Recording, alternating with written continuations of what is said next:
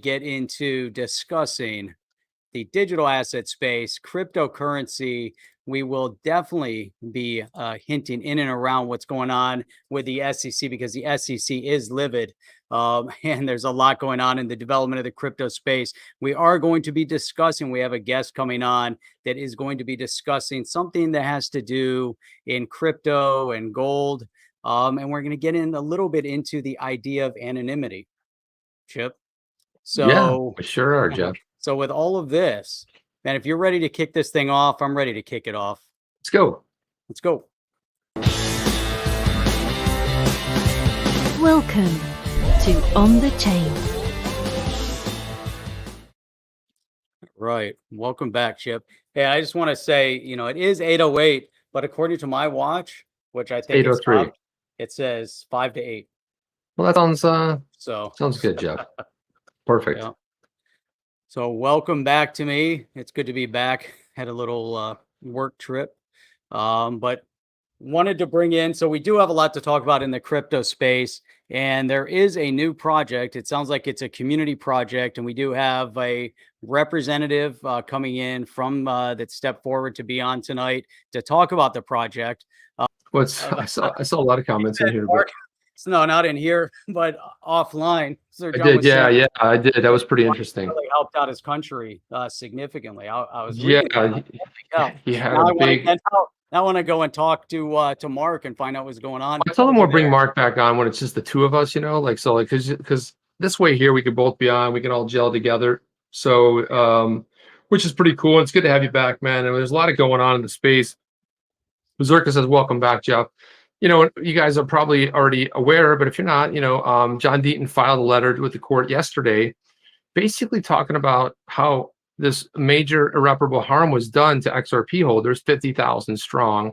He said he didn't want to upset the court, but he had to he wanted to make a point and talk about, that we don't need any more delays. Hey, what's up, Mark? That's awesome. Good to see you, Mark. A big wig in the 90s. It's just so weird because last night Jeff was in the chat, Mark was here, and then it's like I'm so confused, man. But now I got to find out. We might have talked to him about this before, but now I'm dying to find out. Well, there's some other cool. Well, there was some really cool thing we wanted to get to last night, and we didn't get to it. We'll wait for the next time. Like I was like, we got to get to this. Like something. So I'm trying to think of the best way to put it. But there's a commonality with the two of us that I thought like it was pretty cool, and I was like, well, I'll talk about that. So we will have Mark back here. That way, when Jeff and I are both in here too. But you guys did an outstanding job. I mean, that was great. It's always awesome to have Mark on the show, and then having Alex on the night before. I was kind of able to tune in. We were out to dinner, but you're sitting there with your phone tuning in.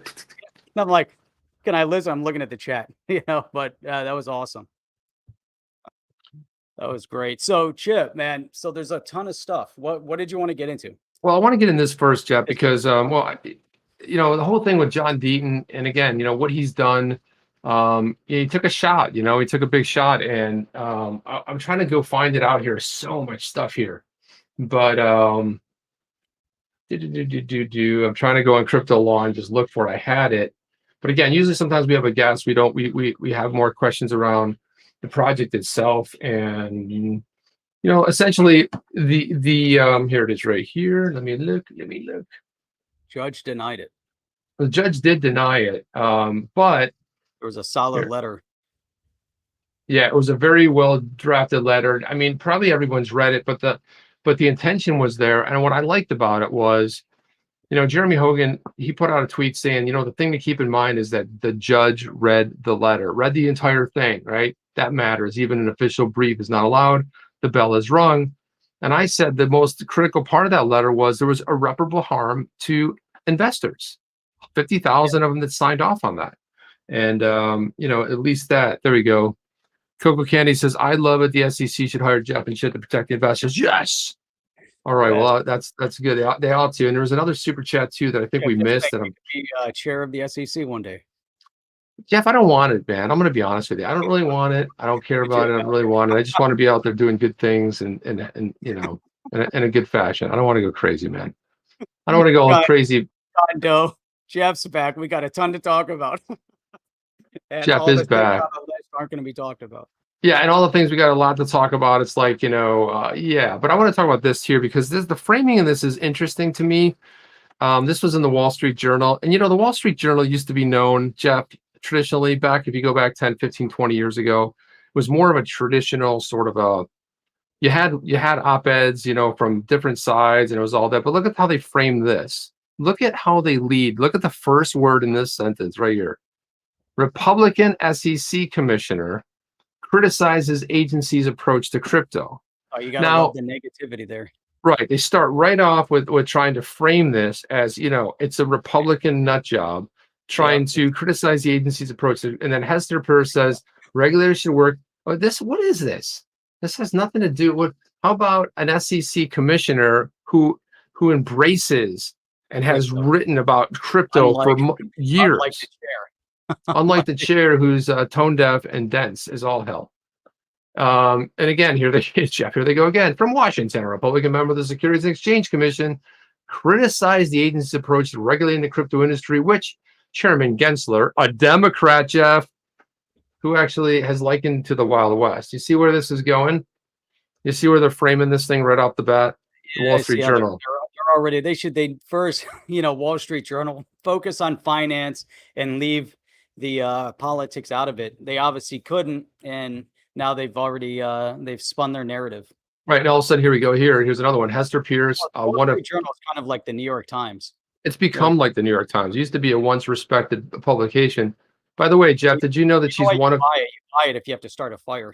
Sometimes you got to launch a newspaper. Did you know that Hester Pearson's one of 2 Republicans in the 5-member commission? So they're a minority, Jeff. See what that is? See what they did there? I see 2 of the 5-member commission. Do they get into naming Roisman too? Because he's also a Republican. Said Wednesday the agency should be making. Kind of like, you ever Star Trek Voyager? 7 of 9. So she's 2 of 5. That's what they're trying to. 7 of 9. Wow, Jeff, that's a really outlandish joke, but I got it. Awesome. It's like, I think it's unsafe to assume that crypto is going to grow inside, Ms. Peirce said at the Wall Street Journal's Tech Live conference. I mean, Mr. Gensler, like his predecessor, Jay Clayton, a Republican, Jeff, appointed by then President Trump, as this is just ridiculous, this whole article, Jeff. Mark Phillips, you guys realize that was Arthur Brito pranking you? Apparently it was. Yeah, apparently it was, or somebody, somewhere along the line. Yeah. So anyway, this is kind of the tone deafness that happens. It's like they got to get those little digs in. Oh, Gensler's of this and Gensler's that. How about, the fact that Senator Emmer tweeted out the other day and he said, for the last time, this is a nonpartisan issue. Doesn't matter. This is not a Republican issue. It's not a Democrat issue. There's bipartisan support on both sides. So why are you trying to frame an argument like, well, this person's on this side? I don't think it helps if one of the commissioners is for it and she's a big proponent of crypto, and you got Gary Gensler who's not who's the chair and is pretty much against crypto, or at least he wants to regulate it, or he wants to crush it, or whatever. I don't know, Jeff. I don't know. What are your thoughts on that? It's crazy, this whole thing. It is, but Robert Gibbs keeps telling me that there's too much light, and that he's always on me about the light. They look like there's too much light, Jeff. There's too much light. There's not enough light. Sometimes it's too busy. It's not busy enough. It's always it's always going to be something, right? That's right. It's always going to be. If it's not one thing, it's another. That was So let's go on to this. Let's go to this Gasparino tweet here you had here. Let's pop this puppy open. And everybody put some good words in. We're trying to get both Emmer and Gasparino on the show. So yeah, we're working towards this. So yeah, this was funny right here. So let me throw this one back up. I'll share my screen, and here we go. So this was one that John Deaton put out. He put in Charlie Gasparino's tweet below in the comments on Team Cavuto 12 days ago are aging well so far. It could be a quick parabolic move after it breaks 65,000. He's talking about Bitcoin here. Yeah. With a significant correction. With that said, if credible crypto or blockchain backer say otherwise, I'll stand corrected. And I love this response here, Jeff. Yeah. He goes, John, I'm like a broken clock. Even a broken clock's right twice a day, right? That's right. Exactly. That's as great. as it Hey, goes. but I like how Deaton put that up there though, because now Bitcoin is 66,000. Right, all-time high, right? It was And at it's 67 earlier. yeah, no, it hit 67, but I mean all-time high, Or 70. and it's absolutely Yeah. remarkable to see what's happening out there. I mean, incredible. And Ethereum's at 4,200, and XRP's pumping from its normal $1 up to $1.16. Well, look, Yeah. at least it has a little bit of movement, but that's where I think where Got you some know, if you go back to lifeblood. John's letter. It's up 1.6%. Yeah, Yep. I mean, at least, like I said, at least it's movement. At least it's moving somewhere. It's It's positive. better than not going someplace, right? I mean, it's certainly And Stellar's been the other stable coin. It was hovering around 38 cents. Now it's 39 cents. or XDC has been like sitting between 11, 10 and a half, 11, 12.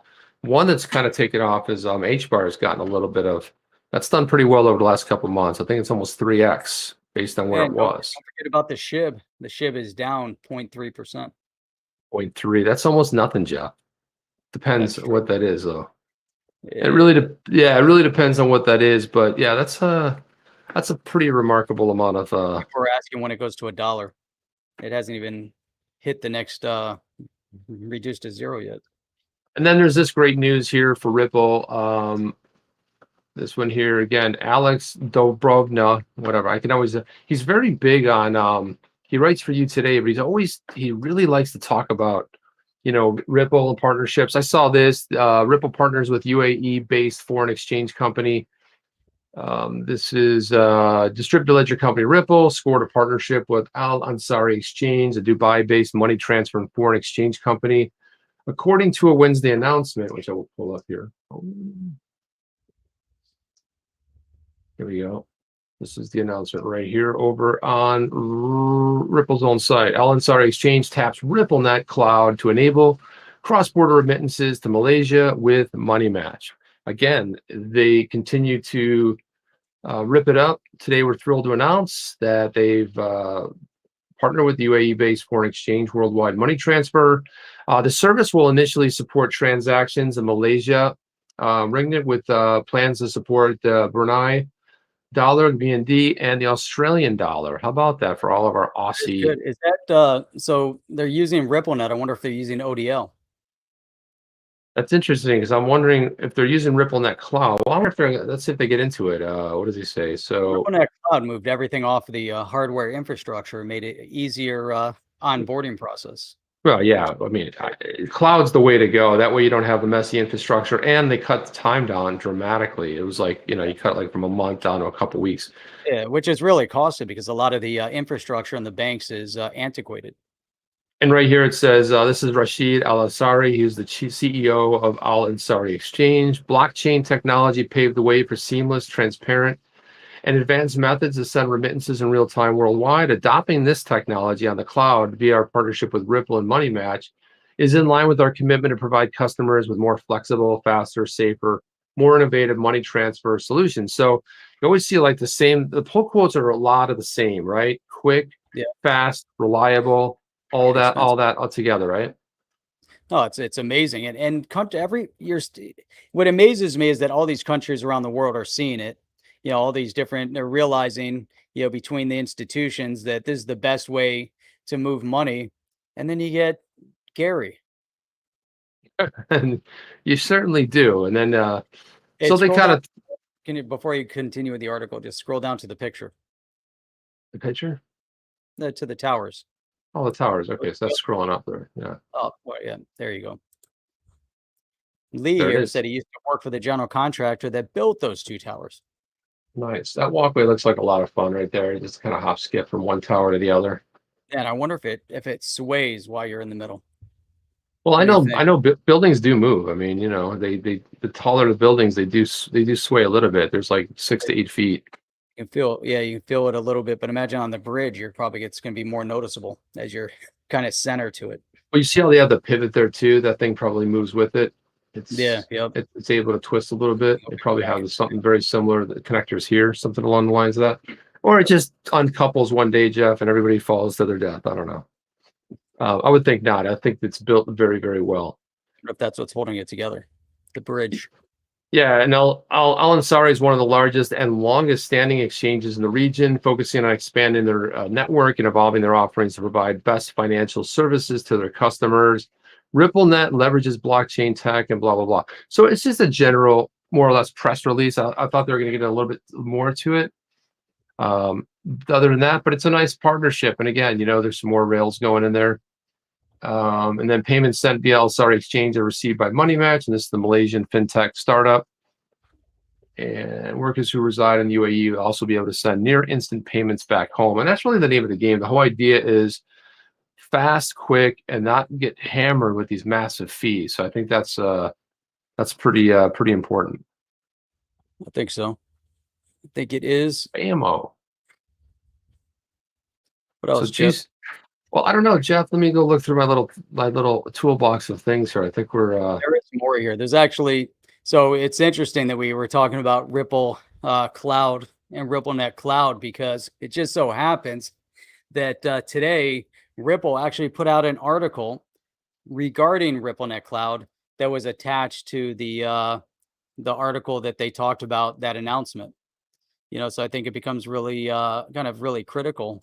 I think, to underscore the significance of the RippleNet Cloud, as we're starting to see more rollouts in the space. But look at this. And now it's interesting that Ripple has been highlighting on Twitter. They're going back and re-releasing certain articles that they've had over a period of time, and going back and reminding people of some of the technologies that they have that might have been forgotten about. And I think this is one of the key ones. RippleNet Cloud, it allows banks and financial institutions to move away from aging and expensive legacy on-premise infrastructure and embrace the flexibility, speed, and resilience of cloud computing without the burden of hardware management.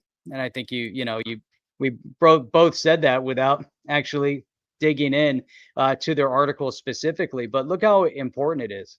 As look at this: enabling instant connectivity between financial service providers and their customers on a global scale. Now, Chip, if I was to look at what their concept is, for RippleNet Cloud, in the very first sentence, it just highlights and underscores how important it is, right? So enabling instant connectivity between financial service providers. So I know exactly who they're targeting as a customer, exactly. right?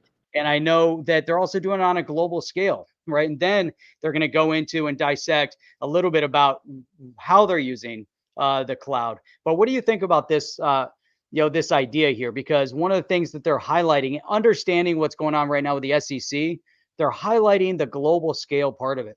And I know we talk about how important and the significance of the digital asset space has been across the board. But what do you think Ripple is trying to accomplish right now by putting and highlighting this statement and this article? Well, I think they've always been, I think from very soon after their inception, they realized quickly that they started setting offices up around the world. Let's face it. I mean, what they're really saying here is we're a global company, man. Yeah, we might be based in the US, but we're in Singapore. We're all over the place. We're in the UK. They have offices all over the place. And especially their biggest presence is in Asia, right? That's where they have really, and you look right here, here we see going into Malaysia, and then we got to go into Australia, and you got to go into the UAE. And again, all that stuff is not here in the US, and that's where their business is expanding. So it's interesting to see that they're capitalizing on the global part of what they're doing. That's it. Now look at here, as they leverage the RippleNet Cloud, and I think they said in the beginning, the significance of that is to make sure, you go into these financial institutions, or at least the banks, and their infrastructure is outdated. It's super costly to replace that infrastructure. But then look at what they're targeting. Customers increase their efficiency and are maximizing competitive advantage. How are they doing that? Faster speed of innovation. Look at that. And time to market. I think that's important. And then look at this, lowering total cost of ownership, right? So there's a ton of things that is being orchestrated that financial institutions and a lot of these groups around the world are identifying based on the legacy. It's slow, It's hard to get to market.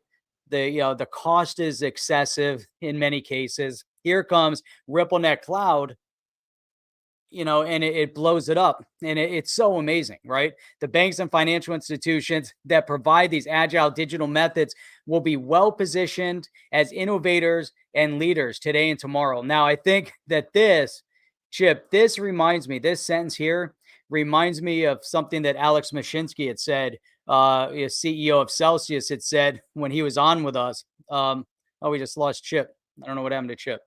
But this is something that really underscores something that Alex Mashinsky had highlighted, which is the leaders of tomorrow are going to be different than the leaders of today. And right here, the banks and the financial institutions really identifying, based on what Ripple is doing, what they're able to accomplish with RippleNet. That means that the leadership of tomorrow is going to have a whole new face. It's going to have a whole new vision, Chip. I was just talking about Alex Mashinsky. Oh, no, And I this heard how you said about it kind of filters into that. I mean, No, it absolutely does. I mean, it's 100%. And this right here, what you just showed, Jeff, there weren't a lot of words on the screen, but what they communicated very well what the offering is. It's like it's not like you have to read. Sometimes you got to read like paragraphs of stuff to figure out like what it is. And in this case, it's very clear. 3 paragraphs, words chosen very carefully, no mumbo jumbo in there, just very easily. And so there appears to be some really good news, Jeff, for our Aussie friends. I want to show this. This one just popped. This one just came up on my screen. But again, this goes to show you how the world's leading. But look at this right here. Australian Senate Committee proposes regulatory model for crypto. Look at that. Look at that, man. So yeah, it says the widespread crypto. To Florida. Yeah, has led a sentiment committee in the Australian as a technology and financial center to present its final report to Parliament to regulate the global digital economy. The report detailed 12 recommendations for the regulation of digital assets along with the fintech industry. And like the rest of the world, Australia was also working up to the realization of the need for regulatory clarity with the booming crypto market. Now, Jeff, how come the Aussies are so smart they figured this out? They, like the rest of the world, let me just put it, except for the U.S., Australia was waking up to the realization for the need for regulatory clarity. Apparently in the U.S., they're waking up to different realities. I mean, it's like all this craziness going on. Looks like the Senate had also paid attention to various aspects of the crypto economy in the country, charted a plan of action, not only to regulate it, but allow support to innovation. Jeff, just look at how this is beaming with all the right buzzwords. And per reports, yeah, I mean, it's amazing. So first of all, no, we're not getting any of it, man. Capital gains rules. Per reports, tax rules should be updated to offer more clarity for investors of crypto assets and DeFi staking. CBDC and mining, like other nations, Australia has begun paying attention to visit the viability of central bank digital currency as the Treasury leads a policy review. I love this statement right here, Jeff. Check this out. DAOs do not clearly fall within any of Australia's existing company structures. The regulatory uncertainty is preventing the establishment of projects of significant scale in Australia. Now, how did they come to the realization? You know what I've come to the realization of? Digital assets do not have and do not fit in the existing structures, not the 33 or 34 securities laws, not the 47 Howey test, none of it. They fit none of it. We're still trying to squeeze that square into that circular hole. Yeah, I mean goes contrary to what Gensler keeps saying. There's clarity. I think when Gary Gensler talks about there's clarity, he really means that crypto doesn't fit into the narrative, and it doesn't really fit into the SEC very well, and that's very clear. I think that we're identifying. But look at what's going on over in Australia, Chip. And this, one of the things I thought that you were going to mention would be that, with everything happening over in Australia, what we just talked about with what's happening over in Malaysia and elsewhere, is that crypto doesn't have borders either. Right? No, so fiat currency has borders. Fiat currency pretty much ends at your border. US dollar can get you a lot of places. However, if you go to another country and you go to spend US dollars, there's a good chance that they won't accept them. Some countries will. They'll give you immediate exchange, but many countries really want, they need to transact in their own currency, because they take those dollars and they might put them somewhere, but they can't bank them. But same thing with their currency. People don't come to our country and say, hey, I want to use pesos and buy something in the store. So the fiat currency ends at the border. All of these digital assets, no borders. And No, exactly, Jeff. But it's here's the difference in thinking over there with their legislators versus what's going on in the U.S. Yep. The committee has not independently taken these decisions, but it worked with industry players such as the blockchain Australia, leading exchanges R3 and Ripple. So they're going to industry leaders, they're getting feedback from it, okay, versus they're not trying to go it alone. They went to, R3, Ripple. According to the taxation office, nearly 60,000 taxpayers have invested in digital assets in recent years. And reports suggest 17% of Australians currently own crypto, which is weird because if Mark's still here, we looked it up last night and it was like, I don't think Australia was even on there, but if 17% of Australians are holding it, that's way above the average. The average is around 11, 12%. So yeah, they're way ahead of the curve. And Aussies, they get it. And the fact is, their legislators get it too. I mean, they're not doing this inside of a bubble. They're not doing it inside of a vacuum. And I think that's great news.